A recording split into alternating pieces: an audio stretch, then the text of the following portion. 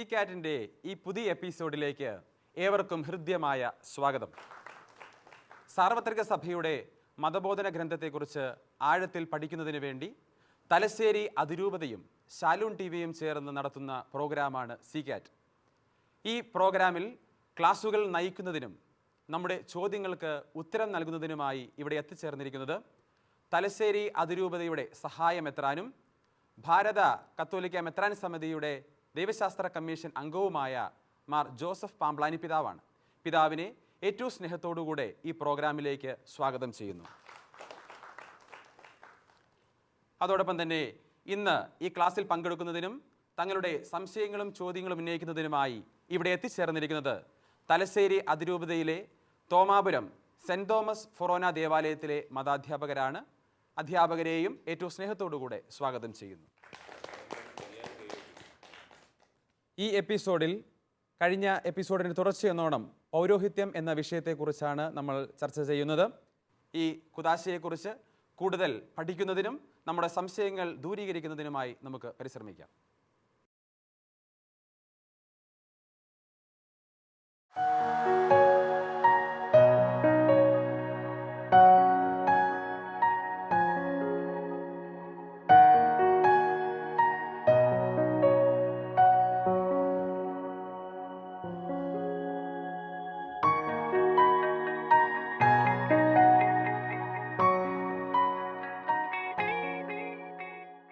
James sir തന്നെയാണ്. പിതാവേ, എൻ്റെ പേര് ജെയിംസ് മുളാക്കുഴി.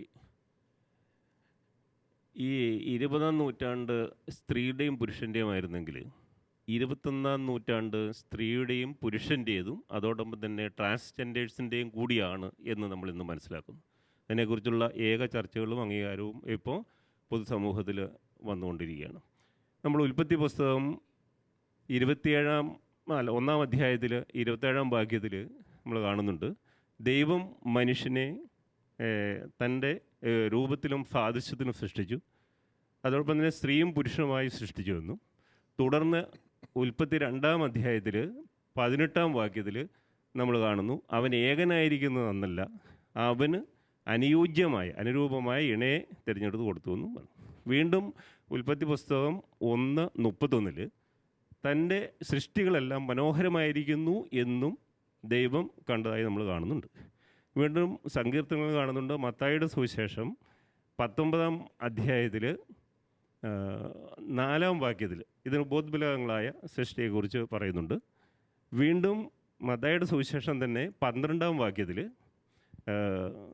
അതുപോലെ തന്നെ അവൻ ശിഖണ്ഡി എന്ന് പറഞ്ഞു കഴിഞ്ഞാൽ ഷണ്ടന്മാർ സ്വമേധയാ ജനിക്കപ്പെടുന്നുണ്ടെന്നും ചിലർ അവർ ഷണ്ടന്മാരാക്കുന്നുണ്ടെന്നും ദൈവത്തിന് വേണ്ടി ഷണ്ടന്മാരായി ജീവിക്കുന്നവരുണ്ടെന്നും കാണും. തുടർന്ന് നമ്മൾ സങ്കീർത്തനങ്ങൾ കാണുന്നു, ലൂക്കായുടെ സുവിശേഷങ്ങളൊക്കെ ഇതിന് ഉപോദ്ബലകങ്ങളായ കാര്യങ്ങൾ കാണുന്നുണ്ട്. പക്ഷേ എനിക്ക് ചോദിക്കാനുള്ളത്, നമ്മുടെ സഭയെ സംബന്ധിച്ചിടത്തോളം നമ്മുടെ പാരമ്പര്യത്തിന് അപ്പുറമായിട്ട് വചനങ്ങളിൽ ഈ തിരുപ്പട്ടം, വിവാഹം എന്നീ കൂദാശകൾ ഇവർക്ക് നിഷേധിക്കാൻ തക്കതായ കാരണങ്ങളുണ്ടോ? ഞാൻ മുമ്പേ പറഞ്ഞതുപോലെ ദൈവം തൻ്റെ സൃഷ്ടികളെല്ലാം മനോഹരമായിരിക്കുന്നു എന്ന് കണ്ടിട്ടുണ്ട്. അപ്പം നമ്മൾ എന്തുകൊണ്ട് അവർക്ക് നിഷേധിക്കപ്പെടുന്നു? അത് ശരിയാണോ? അങ്ങനെയുള്ള ഉപോദ്ബലകങ്ങളായ എന്തെങ്കിലും കാര്യങ്ങളുണ്ടോ എന്ന് അറിഞ്ഞാൽ കൊള്ളാം. യെസ്. അപ്പോൾ ഇവിടെ നമ്മൾ പറയുന്നത് ഒന്ന് പൗരോഹിത്യവുമായിട്ടാണ് ബന്ധപ്പെട്ട ചർച്ചയാണ് നമ്മളിപ്പോൾ നടത്തുക. പൗരോഹിത്യം എന്ന് പറയുന്നത് കത്തോലിക്ക സഭയിൽ പൗരോഹിത്യം പുരുഷന്മാർക്കായി നിശ്ചയിക്കപ്പെട്ടിരിക്കുന്നു. ട്രാൻസ്ജെൻഡേഴ്സ് മോശമായതുകൊണ്ടല്ല അവർക്ക് പൗരോഹിത്യം കൊടുക്കാത്തത്. അത് സ്ത്രീകൾ മോശമാണോ? അല്ല, സ്ത്രീകൾക്ക് പൗരോഹിത്യം ഇവിടെ കൊടുക്കുന്നില്ല. സ്ത്രീകളോട് പൗരോഹിത്യം കൊടുക്കാത്തതിൻ്റെ പേരിൽ സഭ വിവേചനം കാണിച്ചു എന്ന് നമ്മൾ പറയുന്നില്ല. അതുപോലെ തന്നെയാണ് ട്രാൻസ്ജെൻഡേഴ്സും. അവർ ഒരു 3-ാം ലിംഗം എന്ന ഗണത്തിൽ, തേർഡ് ജെൻഡർ എന്ന് അവർ അറിയപ്പെടുന്നു എന്നാണ് അവരുടെ വാദം. ഓക്കെ, അതിന് അവരുടെ ആ അവസ്ഥയെ സഭ ആദരിക്കുന്നു, ബഹുമാനിക്കുന്നു. അവരായിരിക്കുന്ന അവസ്ഥയിൽ സഭ അവരെ മക്കളായി കരുതി സ്നേഹിക്കുന്നു എന്നുള്ളത് സത്യം. പക്ഷേ പൗരോഹിത്യം ആർക്കൊക്കെയാണ് സ്വീകരിക്കാൻ അവകാശമുള്ളത് എന്ന് സഭയുടെ വിശുദ്ധ പാരമ്പര്യത്തിലുണ്ട്. ഈ ജെയിംസ് സാറ് ഒരുപാട് ദൈവവചനം പറഞ്ഞുവെങ്കിലും അതിലെവിടെയെങ്കിലും ഈ ട്രാൻസ്ജെൻഡേഴ്സിന് പൗരോഹിത്യം കൊടുക്കണം എന്ന് സ്ഥാപിക്കപ്പെട്ടിട്ടുള്ളതായിട്ട് എനിക്ക് യാതൊരു പിടിയുമില്ല. തന്നെയുമല്ല, ഒരു കാര്യം മനസ്സിലാക്കുക, പൗരോഹിത്യം ഈശോ മിശിഹ എന്ന വ്യക്തിയെ ഈ ഭൂമിയിൽ പ്രതിനിധാനം ചെയ്യുന്ന ശുശ്രൂഷയാണ്. ആൾത്തർ ക്രിസ്തുസ്, മറ്റൊരു ക്രിസ്തു ആകുന്ന ശുശ്രൂഷയാണ് പൗരോഹിത്യം. ഈശോ മിശിഹ ഈ ഭൂമിയിൽ മനുഷ്യനായി ജനിച്ചപ്പോൾ അവൻ പുരുഷനായിരുന്നോ സ്ത്രീ ആയിരുന്നോ അതോ ട്രാൻസ്ജെൻഡർ ആയിരുന്നോ? ജെയിംസ് സാറേ, ഈശോ ജനിച്ച് ഈ ഭൂമിയിൽ ജീവിച്ചപ്പോൾ വാസ് ഈ മെയിൽ, ഫീമെയിൽ ഓർ ട്രാൻസ്ജെൻഡർ? അവതാരത്തിൽ പുരുഷനായിരുന്നെങ്കിലും ദൈവത്തിന് രൂപമില്ല എന്ന് നമ്മൾ വിശ്വസിക്കുന്നുണ്ടല്ലോ. ദൈവത്തിന് രൂപമില്ല എന്നുള്ളത് സത്യം. അതാണ് ഞാൻ ചോദിച്ചത്. മനുഷ്യനായി അവതരിച്ച ഈശോയ്ക്ക് രൂപം ഉണ്ടോ? ഉണ്ട്. ആ രൂപം ഏതായിരുന്നു? പുരുഷരൂപം, പുരുഷനായിരുന്നു. ഈശോയുടെ ഈ ഭൂമിയിലെ ദൗത്യം തുടരുക എന്നുള്ളതാണ് പൗരോഹിത്യം. So we are performing the ministry of Christ in പെർസോണ ക്രിസ്തി എന്നാണ് രണ്ടാം വത്തിക്കാൻ കൗൺസിൽ പറയും. എന്ന് പറഞ്ഞാൽ ഈശോ എന്ന വ്യക്തിയുടെ വ്യക്തിത്വത്തിൽ പങ്കുചേർന്നുകൊണ്ട് അവൻ ചെയ്ത ദൗത്യം അതേപടി തുടരുകയാണ് പൗരോഹിത്യം. അങ്ങനെയെങ്കിൽ ഈ ഭൂമിയിലെ ഈശോയുടെ ദൗത്യമാണ് പുരോഹിതൻ നിറവേറ്റുന്നത്. നിത്യതയിൽ പിതാവുമായി സത്തയിൽ ഏകനായിരിക്കുന്ന ഈശോയെ നമുക്ക് ഈ ഭൂമിയിൽ ആർക്കും പ്രതിനിധാനം ചെയ്യാൻ പറ്റില്ല. അവിടുന്ന് മനുഷ്യനായി അവതരിച്ചപ്പോൾ ചെയ്ത കാര്യങ്ങളാണ് പുരോഹിതൻ ഈ ഭൂമിയിൽ നിറവേറ്റുന്നത്. അതുകൊണ്ട് തന്നെ മനുഷ്യനായി അവതരിച്ച ഈശോ മിശിഹ തൻ്റെ അസ്തിത്വത്തിൽ പുരുഷനായിരുന്നു എന്നുള്ളതിനാൽ പൗരോഹിത്യം ശുശ്രൂഷ പുരോഹിതർക്കായി നിജപ്പെടുത്തപ്പെട്ടിരിക്കുന്നു എന്നുള്ളതാണ് സത്യം. ജെയിംസ് സാറിന് വ്യക്തമായൊരു ഉത്തരം കിട്ടിയെന്ന് പ്രതീക്ഷിക്കുകയാണ്. ഈ ആധുനിക കാലഘട്ടത്തിൽ സഭയും അതോടൊപ്പം തന്നെ സമൂഹവും ഭിന്നലിംഗക്കാരോട് നല്ല ഒരു സമീപനമാണ് ഇപ്പോൾ പുലർത്തുന്നത്. തീർച്ചയായിട്ടും. ഇനി അടുത്ത ചോദ്യം ആരാണ് ചോദിക്കുന്നത്? ഓക്കെ, ഷേർലി ടീച്ചറുടെ ചോദ്യം എന്താണ്? എനിക്കുള്ള സംശയം ഇതാണ് പിതാവേ, മുൻ ചോദ്യത്തോട് ബന്ധപ്പെടുത്തി തന്നെയാണ്. അതായത് ഈശോയുടെ അമ്മയായ പരിശുദ്ധ മറിയത്തെ നമ്മൾ സഭ ഏറെ പ്രാധാന്യത്തോടെ കാണുന്നുണ്ട്. മറ്റു ചില സഭകളിലും സ്ത്രീ സമൂഹത്തിന് പൗരോഹിത്യം നൽകുന്നുണ്ട്. സമർപ്പിതരായി ജീവിക്കുന്നവരും തിരുസഭയ്ക്ക് വേണ്ടിയിട്ട് ഒരുപാട് കാര്യങ്ങൾ ചെയ്യുന്നുണ്ട്. പിന്നെ എന്തുകൊണ്ടാണ് ഈ സ്ത്രീ സമൂഹത്തെ പൗരോഹിത്യ ശുശ്രൂഷയിൽ നിന്ന് മാറ്റി നിർത്തിയിരിക്കുന്നത്? ഒന്ന് വ്യക്തമാക്കാമോ? യെസ്, ഷേർലി ടീച്ചർ ഇതുകൊണ്ട് അവസാനിപ്പിക്കാൻ ഉദ്ദേശിക്കുന്നില്ല അല്ലേ? ഓക്കെ. അതായത് ഷേർലി ടീച്ചർ പറഞ്ഞതിൽ തന്നെ അതിൻ്റെ ഒരു ഉത്തരവുണ്ട്. അതായത് നിങ്ങൾ ആലോചിച്ച് നോക്കിയേ, ഈശോയുടെ അമ്മയായ ദൈവമാതാവ് എന്ന പദവി ഒരു സ്ത്രീക്കാണ് കിട്ടിയേക്കുന്നത് അല്ലേ? ദൈവപിതാവ് എന്ന് പറയുന്ന ഒരു പുരുഷനുണ്ടോ? ഇല്ല. അത് സ്വർഗത്തിലെ പിതാവായ ദൈവത്തിൻ്റെ പേരാണ് എന്ത്? ദൈവപിതാവ് എന്ന് പറഞ്ഞു. അതേസമയം ദൈവമാതാവ് എന്ന പദവി ആർക്കാണ്? ഒരു സ്ത്രീക്കാണ്, ഒരു മനുഷ്യ സ്ത്രീക്കാണ് അത് ലഭിച്ചിരിക്കുന്നത്. അതായത് ഒരു മനുഷ്യബുദ്ധിക്ക് ചിന്തിക്കാനാവുന്ന ഔന്നത്യത്തിൻ്റെ പരകോടിയായ ഔന്നത്യം ബൈബിളിൽ നൽകപ്പെട്ടിരിക്കുന്നത് സ്ത്രീക്ക് തന്നെയാണ്, സംശയമൊന്നുമില്ല. ഇനി നമ്മൾ മനസ്സിലാക്കേണ്ടത്, ഞാൻ അതിൻ്റെ ഒരു ഉത്തരം പറഞ്ഞു. വനിതാ പൗരോഹിത്യം എന്തുകൊണ്ട് സഭ അനുവദിക്കുന്നില്ല? കാരണം പൗരോഹിത്യത്തിൻ്റെ ദൈവശാസ്ത്രം അതാണ്. മനുഷ്യാവതാരം ചെയ്ത ഈശോ മിശിഹായെ വ്യക്തിപരമായി അവൻ്റെ വ്യക്തിത്വത്തിൽ പ്രതിനിധാനം ചെയ്യുക എന്ന ദൗത്യം ആണ് പൗരോഹിത്യത്തിനുള്ളത്.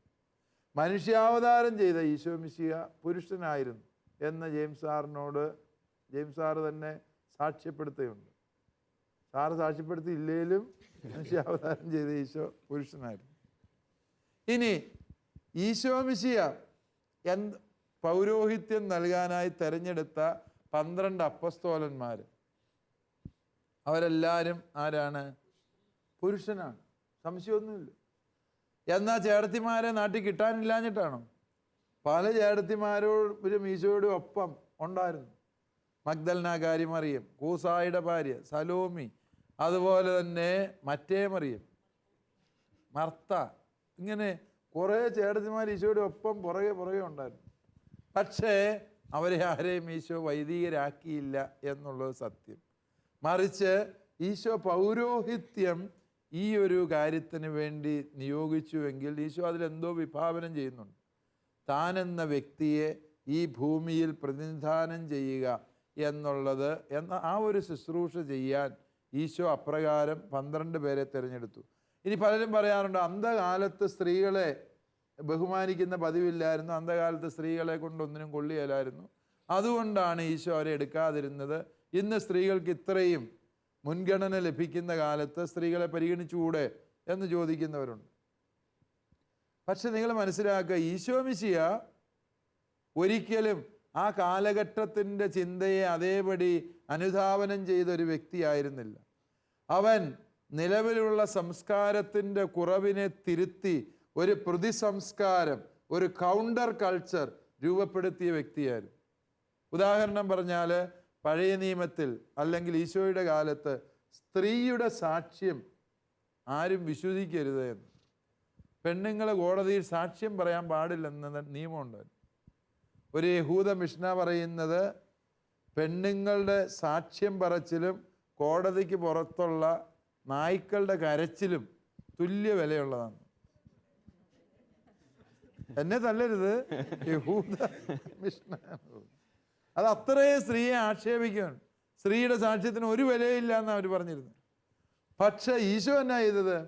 നിങ്ങൾ ബൈബിൾ നോക്കുക, ബൈബിളിൻ്റെ ഏറ്റവും വലിയ 2 രഹസ്യങ്ങൾ സ്ത്രീകൾക്ക് ദൈവം വെളിപ്പെടുത്തി കൊടുത്തത് ഇല്ലേ? അവിടുന്ന് ഗബ്രിയേൽ മാലാഖയെ അയച്ച് ഈശോ മനുഷ്യനായി പിറക്കുന്നു എന്ന വാർത്ത അറിഞ്ഞത് ആരാണ്? പരിശുദ്ധ മറിയം എന്ന സ്ത്രീയാണ്.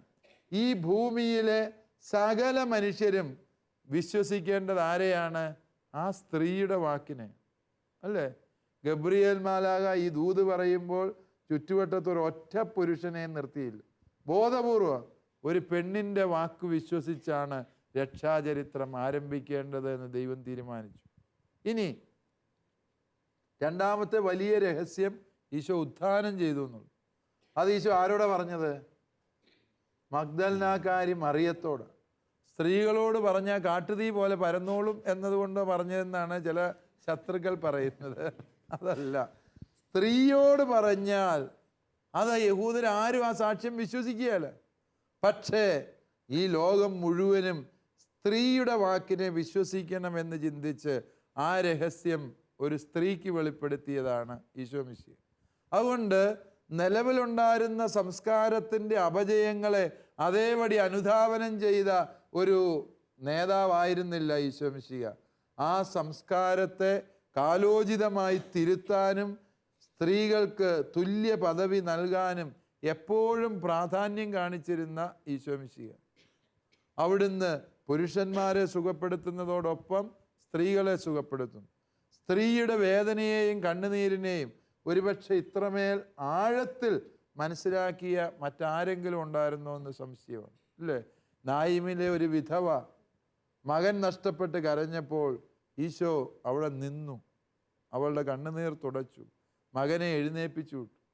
ബാലികയെ എഴുന്നേൽക്കൂ എന്ന് പറഞ്ഞൊരു പെങ്കൊച്ചിൻ്റെ ജീവൻ തിരിച്ചു കൊടുത്തു. ഈശോ മിശിഹ ചെയ്തത് അത്രയും സ്ത്രീ പക്ഷത്ത് നിന്നുകൊണ്ട് പ്രവർത്തിച്ച വ്യക്തിയായിരുന്നു ഈശോ മിശിഹ അല്ലേ?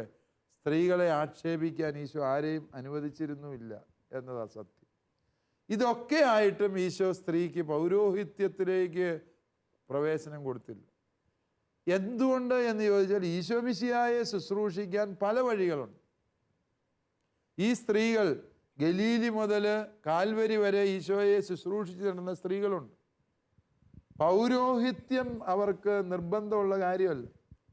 അത് പൗരോഹിത്യം വേണം എന്ന് ഇന്ന് നമ്മൾ പറയുന്ന എന്താണെന്ന് ചോദിച്ചാൽ, ഈ പൗരോഹിത്യത്തിന് ഇന്ന് സമൂഹത്തിലുള്ള നിലയും വിലയും എല്ലാം പരിഗണിച്ചുകൊണ്ടാണ് പ്രിയ സഹോദരിമാരെ നിങ്ങൾ ആ ഒരു വാദം ഉന്നയിക്കുന്നത് അല്ലേ? ശരിക്കും അതെ. ഞങ്ങളെ എന്തുകൊണ്ട് സിസ്റ്റർ ആക്കുന്നില്ല എന്ന് നിങ്ങൾ ആരും ചോദിക്കുന്നില്ലല്ലോ അല്ലേ? കാരണം എന്ത് എന്ന് ചോദിച്ചാൽ പൗരോഹിത്യത്തിൻ്റെ നിലയും വിലയും പരിഗണിച്ചുകൊണ്ട് അതൊരു നമ്മൾ സ്ത്രീ പൗരോഹിത്യത്തിന് വേണ്ടി വാദിക്കുന്നത് ദൈവശാസ്ത്ര കാരണങ്ങളാലല്ല, സാമൂഹിക ശാസ്ത്ര കാരണങ്ങളാലാണ് എന്ന് നിങ്ങൾക്ക് തന്നെ വ്യക്തമാണ്.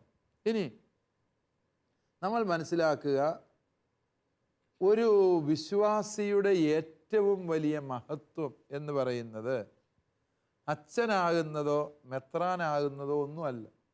ഒരു വിശ്വാസിയുടെ പരമമായ മഹത്വം ഏതാണ്? വിശുദ്ധ പദവിയിലെത്തുക എന്നതാണ്. അച്ഛൻ പദവിയിലെത്തിയിട്ട് നേരത്തെ ജെസി ടീച്ചർ പറഞ്ഞതുപോലെ വഴിതെറ്റിപ്പോയ എത്ര എണ്ണങ്ങളുണ്ട് ഇല്ലേ?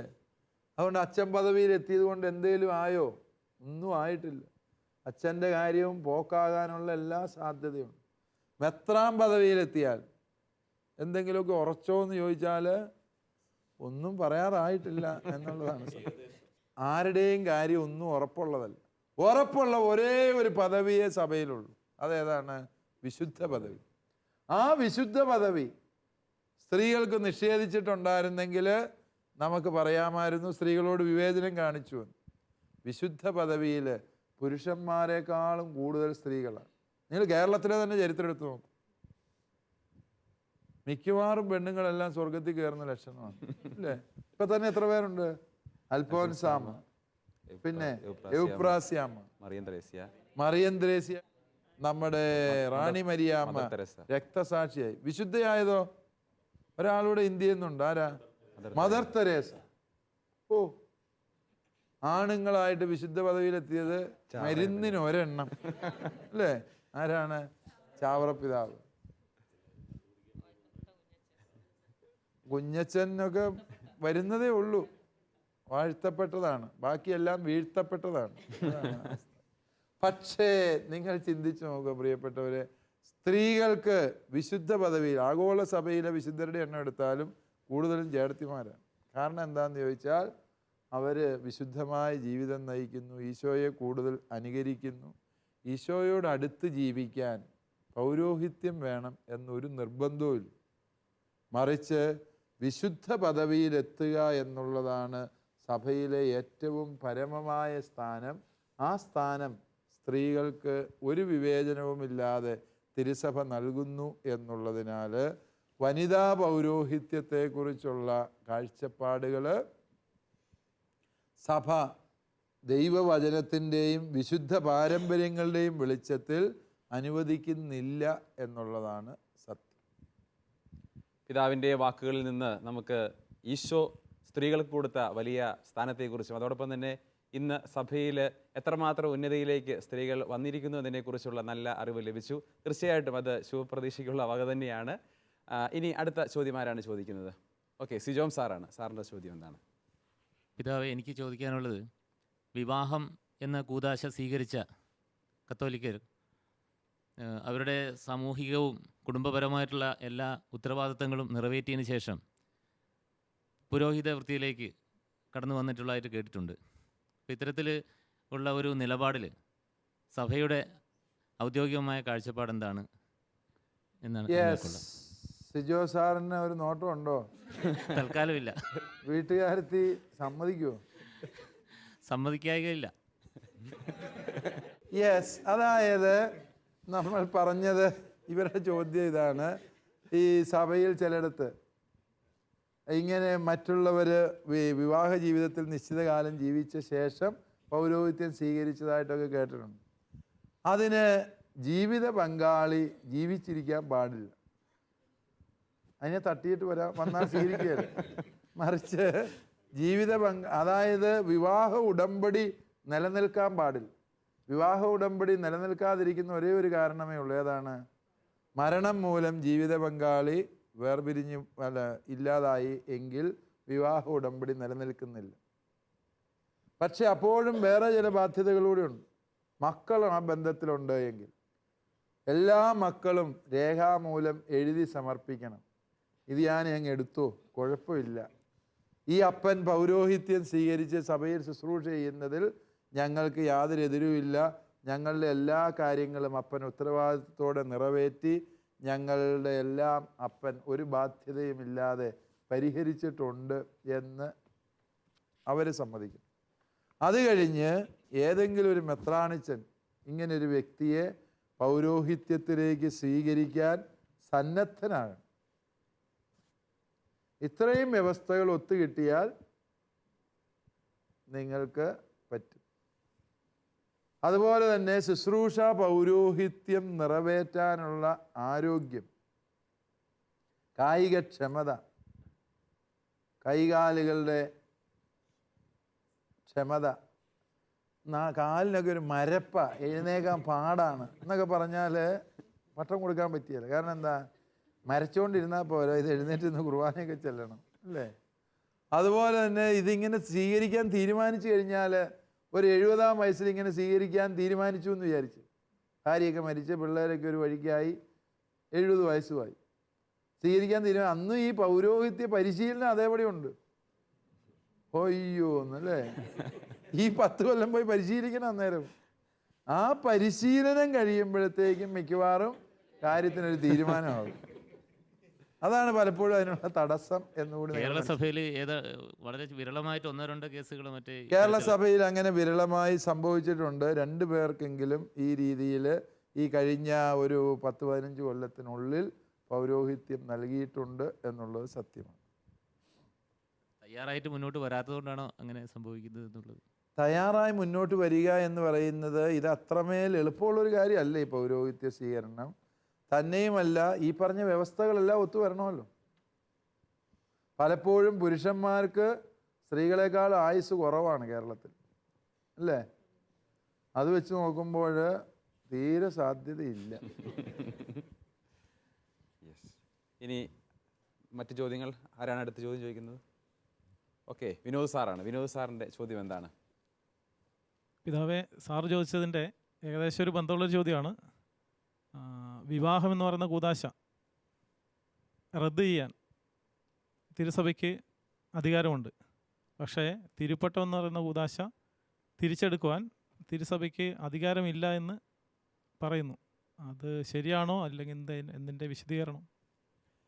യെസ്, വിനോദ് സാറിൻ്റെ ചോദ്യം. വിവാഹം റദ്ദ് ചെയ്യാം സഭയ്ക്ക്, എന്നാൽ തിരുപ്പട്ടം റദ്ദ് ചെയ്യാൻ പറ്റിയല്ല. വിവാഹം റദ്ദ് ചെയ്യാൻ സഭയ്ക്ക് അധികാരം ഇല്ല. കാരണം എന്താണ്? സാധുവായി യോജിപ്പിക്കപ്പെട്ട ഒരു വിവാഹം ഒരു കാരണവശാലും വേർപിരിക്കാൻ റോമ മാർപ്പാപ്പായ്ക്ക് പോലും അധികാരമില്ല. പിന്നെ നമ്മൾ ഈ അരമന കോടതിയുടെ ചില വിവാഹ മോചനങ്ങൾ നടത്തി എന്നൊക്കെ പറഞ്ഞ് നമ്മൾ കേൾക്കുന്നുണ്ട്. അതെന്താണ്? ആ വിവാഹം സാധുവായിട്ടല്ല നടത്തിയത് എന്ന് പ്രഖ്യാപിക്കുന്ന മാത്രമേ ഉള്ളൂ. ഏതെങ്കിലും കാര്യങ്ങൾ ഒളിപ്പിച്ചു വെച്ചു, പൂർണ്ണമായ അറിവോടെ സമ്മതത്തോടെ സ്വാതന്ത്ര്യത്തോടെ ചെയ്ത വിവാഹമായിരിക്കും. ചില കാര്യങ്ങൾ മറച്ചു വെച്ചു. 8-ാം ക്ലാസ് വരെ മനോരോഗത്തിന് മരുന്ന് കഴിച്ചുകൊണ്ടിരുന്ന കൊച്ചായിരുന്നു. അവൻ അത് മറച്ചു വെച്ച് കല്യാണം കഴിച്ചാൽ മനോരോഗം മാറുമെന്ന് കേട്ടുകൊണ്ട് മരുന്ന് കഴിക്കുന്നതിന് പകരം അവൻ പോയി കല്യാണം കഴിച്ചു. സാധാരണഗതിയിൽ ഒരു വട്ടും ഇല്ലാത്തവനും കല്യാണം കഴിച്ചാൽ വട്ടു പിടിക്കുന്നതാണ് അല്ലേ, നിങ്ങൾക്കറിയാം. പക്ഷേ അവൻ്റെ ഈ രോഗമെല്ലാം വെളിപ്പെട്ടു.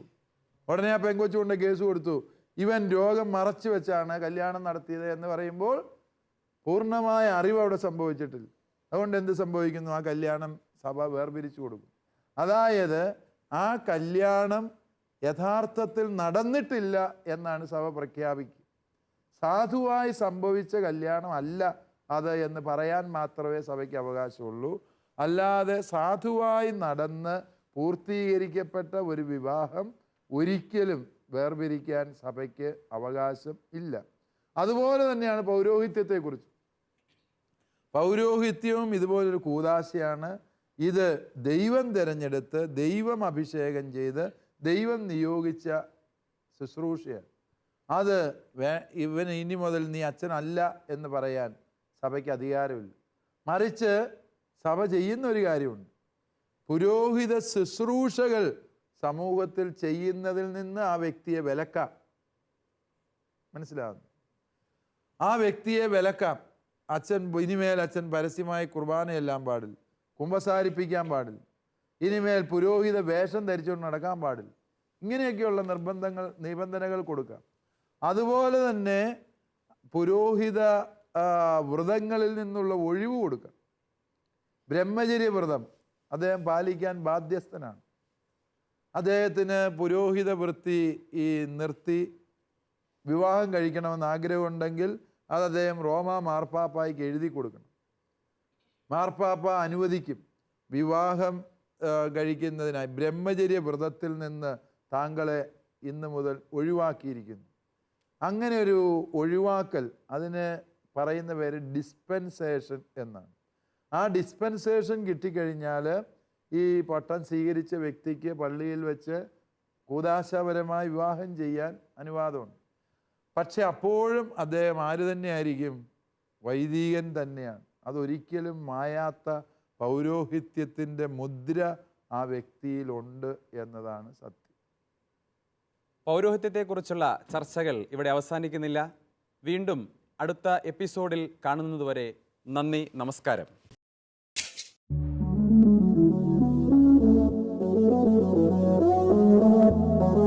CCAT പ്രോഗ്രാമിന്റെ മുൻ എപ്പിസോഡുകൾ കാണുവാൻ ലോഗോൺ ചെയ്യൂ www.shalomtv.tv/ccat.